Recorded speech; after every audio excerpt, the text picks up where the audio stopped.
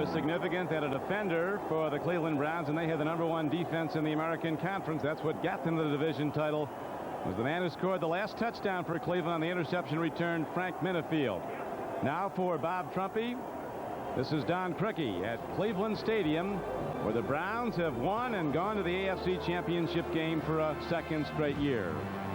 NFL Live will be back with more about today's pro football action in a moment. Play.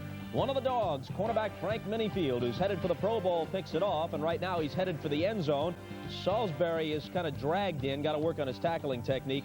48-yard return to cap a 38-21 Cleveland victory. Now they await tomorrow's winner between the Oilers and the Broncos. And this is the Budweiser NFL Report, brought to you by Budweiser, proud sponsor of the 1988 U.S. Olympic team.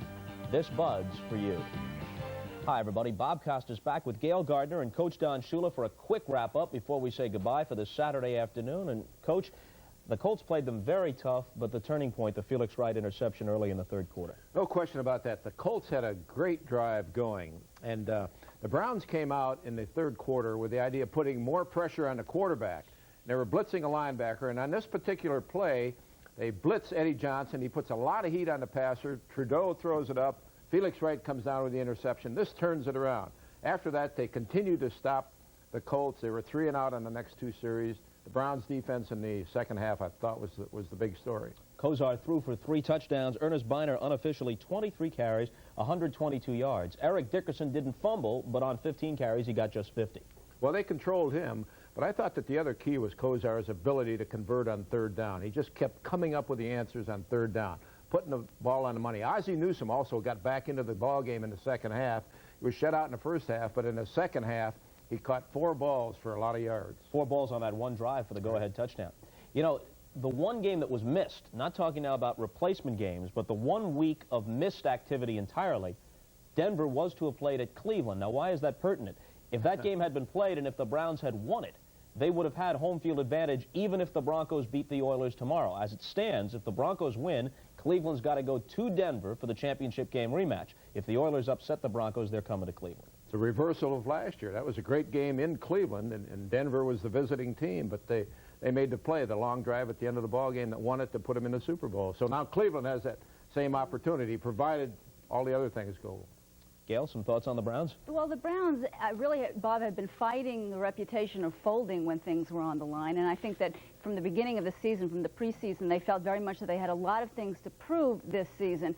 Therefore, it was important for them today to be able to adjust to the fact in their heads that they had a real rough time against the Colts in Cleveland earlier in the season. They were terrible offensively. Bernie Kosar had his worst day as a pro, and they seriously had to deal with adjusting to all of the mental problems that they've been having. And I think that Kosar very much showed that, as has historically been the case for him, he is able to perhaps have a poor performance against a club, play them again, come back and adjust and do the job, which he did today. The amazing thing about Kosar, he's about a week to 10 days younger than Vinny Testaverde, who succeeded him at the University of Miami. Had he stayed for his full eligibility, this would be Kosar's rookie season. Right. Now in his third year, he'll be in the conference championship for the second time, and they've won 3 division titles. Another thing I think that was significant today is that they have had a problem all year, the Browns have, with their running game. They were 21st in the league in rushing. They finally started coming on the last about 3 weeks of the season. Today, Kevin Mack doesn't feel well. He's out of the game, and Earnest Byner was able to pick up the slack, and he was a tremendous asset to them today. 122 yards rushing, as we said, plus a touchdown reception and a scoring run for Earnest Byner in perhaps the biggest game considering the circumstances of his NFL career. We'll come back and have reports from the locker rooms. Two different games. The first half you were a little bit off with the timing of your receivers, but the second half you came on strong. Yeah, it took us a while to get adjusted out there, and they have an excellent defense, and we thank the Lord for the gifts he gave us out there today, but quite frankly, we expected to go out there and play good and win the game today, and we're not satisfied with just this game. We got a couple steps ahead of us left. Well, a nice business-like attitude, because in the third quarter you guys really turned it on. Yeah, we needed to. They had a nice drive to start out the third quarter. Our defense came up with a big play, and then I thought it was time for the offense to take over and make some big plays. What about this pass here for the touchdown? Well, we were going to run the ball and just try to keep the clock clock moving, but they came up in a blitz look, and they bump and run the receivers, and Brian did a good job of beating them at the line. And the pass was right on the money, I might add. Now, the workhorse on this football team today, Kevin Mack goes out, and you end up being the workhorse. How do you feel? Well, I feel pretty good about it. You know, I usually don't have the opportunity to run the ball like that in this offense. My role is to do a little bit more blocking, to catch more passes. But when I get that opportunity, I like to take advantage of it. It seemed to me as the game went on, you started to wear that defensive down. Runs started to break open for you. That's true. The offensive line started really matching. They have been rushing BK all day, so I'm sure they were a little tired.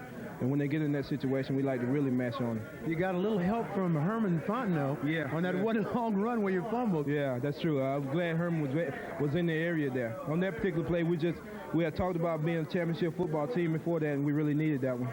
Now, here's the play where you broke open for it. Here, you thought you were going to go all the way here, didn't you? Yeah, I felt pretty good right there. Then I got sort of raggedy. My feet started going in different directions, and the guy came in and made a good play.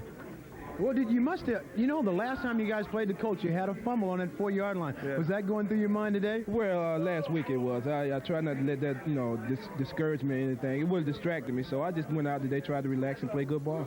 All right, congratulations to you. And like I say, the Browns are not just happy with this one. Their goal is to go to the Super Bowl. Let's go back to you, Bob. Get well soon, Mom. Or whatever. Thanks, Ahmad. You saw Bernie Kosar's impressive numbers. A lot of people thought the Colts would be better off with Hogaboom. Trudeau was outstanding in defeat. 21 of 33 and a couple of... Right down the field. Trudeau I thought he had a magnificent game the first half. The second half, the Browns finally made an adjustment, rushed him. Here is the interception. And, Bob, once that happened, you could see the momentum of Cleveland take over. And the Colts were just, down at that point in time. Robert? All right, Paul, can we still hear him, and can he still hear us? One yes, question to you. Tomorrow, sure. Oilers-Broncos. You have any preliminary thought? Yeah, I keep telling you, the Oilers are a good football team. They are so relaxed. I expect this team can go out there and win the football game. All right, you and Ahmad, get on that plane. We'll talk to you from Mile High Stadium tomorrow. For Don Shula and for Gayle Gardner, for Ahmad, Rashad, and Paul Maguire, we might as well tip our cap since we'll just fill in a few seconds here to Don Criqui and to Bob Trumpy, too. Now we're down to 7 seconds. We'll see you tomorrow at 3:30 Eastern Time.